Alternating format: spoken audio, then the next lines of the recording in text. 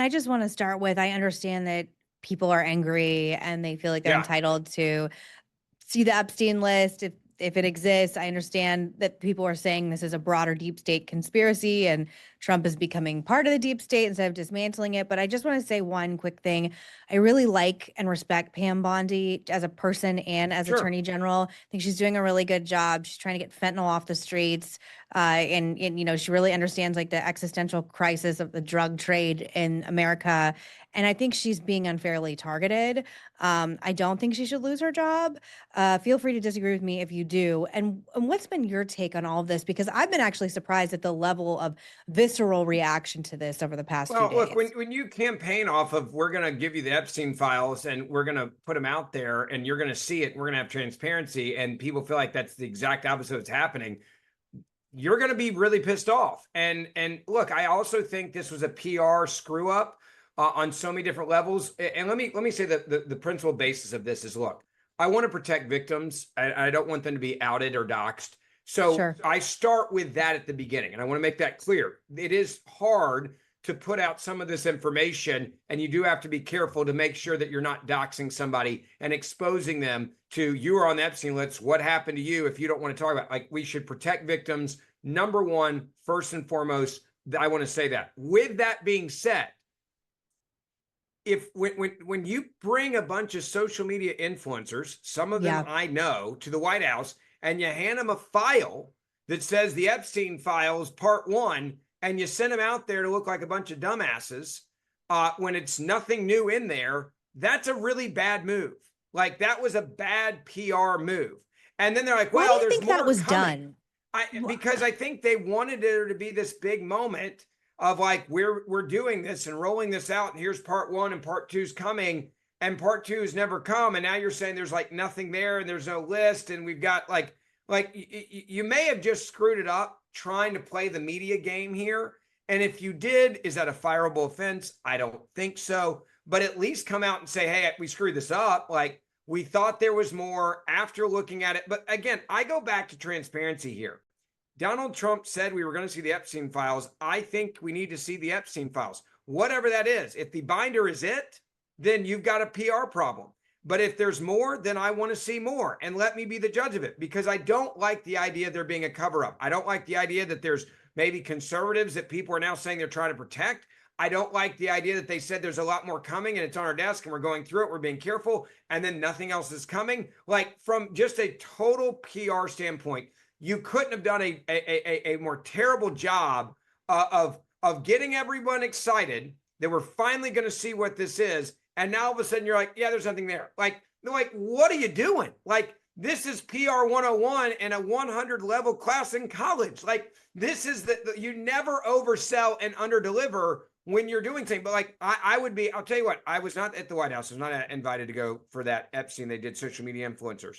Be glad you weren't. I mean, Right. But I would be livid if I was used in that way as a stooge. Like, if I got a phone call the next time from someone that put me in a room, gave me a file, and walked out in front of the camera and did that, I'd be like, I'll pass the next time, because now they look stupid because they sold it to their audience. They believed that there was something there. There was nothing new in those files. It's everything we'd already been reported on and new. And then they're like, well, there's going to be more coming. We're going to have you back. And they never got invited back. Like, this was just a colossal screw up. So if Dan Bongino's upset, I get it, right? If Kash Patel's upset, I get it. If Pam Bondi overplayed this, which it seems that she probably did, yeah.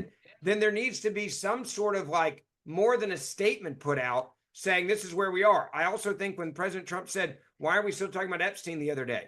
Dude, you talked about on the campaign trail a lot. Like, Yeah. you can't Jedi mind trick MAGA voters. They're hardcore conservatives. You promise them transparency. Don't act like it's time to move on for it. If there's nothing there, then be transparent about the nothing that's there. But they've got to do a better job of putting a bow on this, or it's going to just make people not trust them on other issues. And that, look, in politics, Meghan, you know this, all you've got is trust. And when you Yeah. lose trust to voters, especially your supporters, that's when you start getting underwater. And this is a dumb thing to lose trust over. I think they should have not oversold the beginning. I think it's a cautionary tale in politics. If I was teaching a class at a university right now on politics 101, I would use this as a case study of like, hey, do not do this ever. because it's not going to help you out.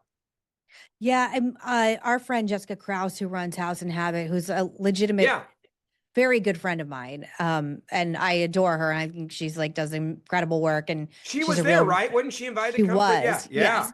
So this morning on her Substack, she actually printed out, or she copied and showed every part of the binder. She yeah.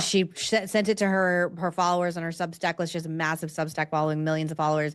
And one of the things I was surprised about, because I've never actually looked at it before, is how much is redacted? Like it's just blocks and blocks of black. Blocks, yeah. But and I was like, first thing if I would do for the Trump administration is I would unredact that and be like, this is what I can give you right now. Because This is again, it. why is anything redacted? We should know that information.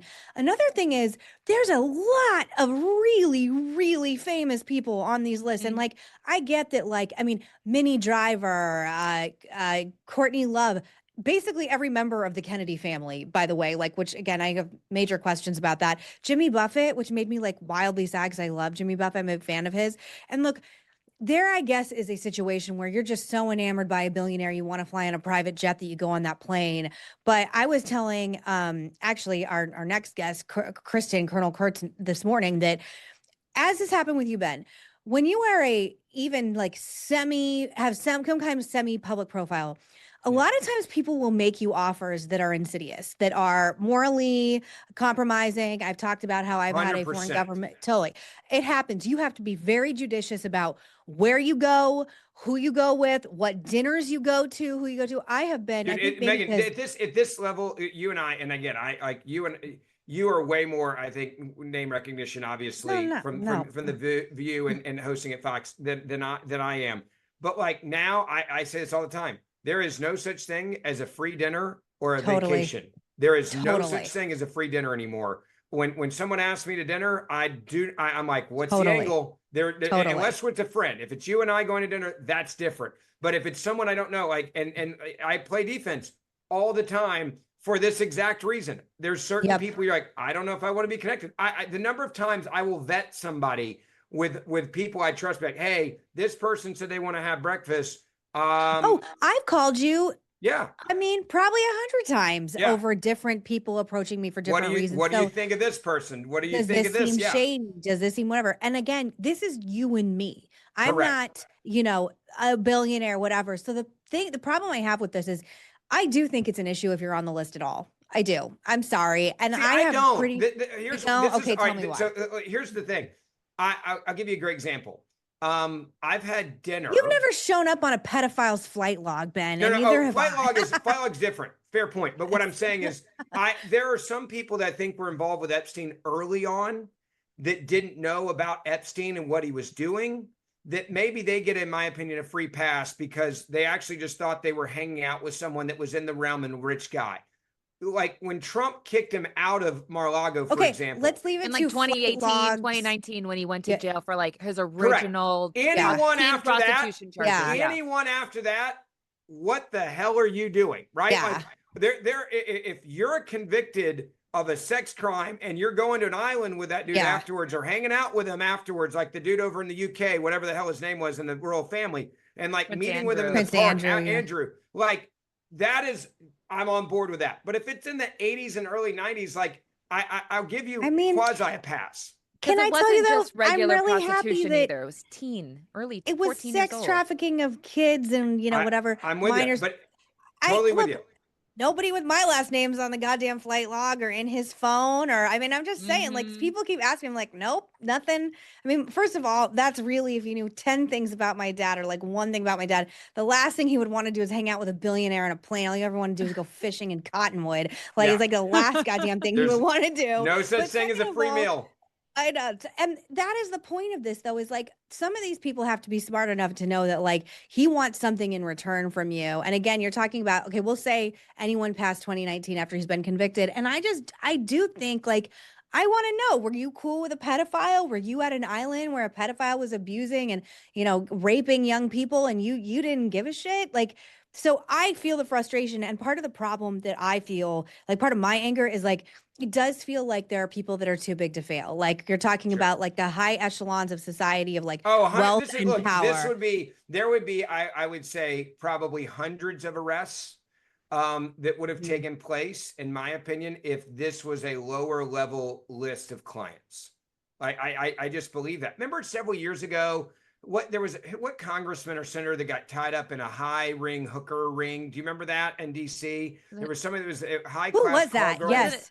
Spitzer? And maybe Spitz. I can't. Yeah, Google it and find out so we don't get sued.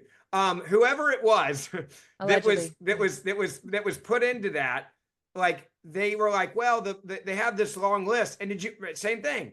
It was high net wealth, high up individuals, high up level people in politics. I'm sure on both sides of the aisle, there was this massive, high end call girl service apparently in Washington D.C. that was happening. Everyone apparently knew about it. There was big names on the list, and none of them came out. Like none of them came out. And Yeah. that is the double standard. If you got money or power or fame, and there's enough people around, it's like everyone just kind of protects with their government sources, and they're just like, let's just move this over here. One person goes down. What's her name? That's that's in jail right now. His madam girlfriend, right? She takes the fall. No one else has been arrested. Like, are you kidding No, me? Like, I come know. on. I'm not I that know. dumb.